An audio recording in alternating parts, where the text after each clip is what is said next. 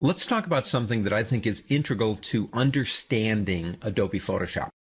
Adobe Photoshop is defined as a resolution-dependent application. In contrast, Adobe Illustrator is defined as a resolution-independent application.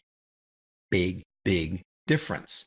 Resolution makes or breaks an image in Adobe Photoshop. It's like little bricks that are put together. For example, we pick up our zoom tool here and we begin zooming in on these flowers.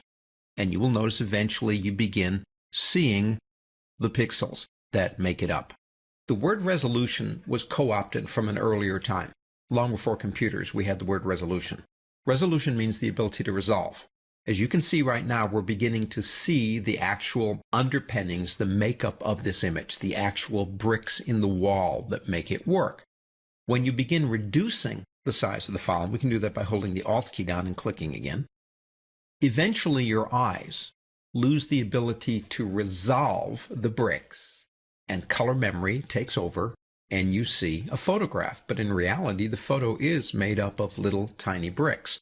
In this program, we literally live and die on that number. Now let me show you something else. Let me show you something in Adobe Illustrator, just to give you a contrast.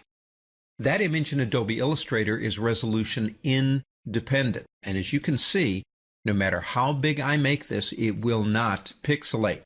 The difference is images in Adobe Illustrator are mathematical. They are not made up of bricks, they're made up of mathematical information. When you resize them, it doesn't matter.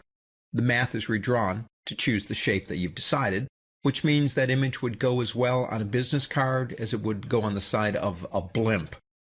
It wouldn't make any difference, one or the other. So getting back to our photograph here, although we're going to talk a lot more about this as these lessons progress, let me give you some numbers to think about.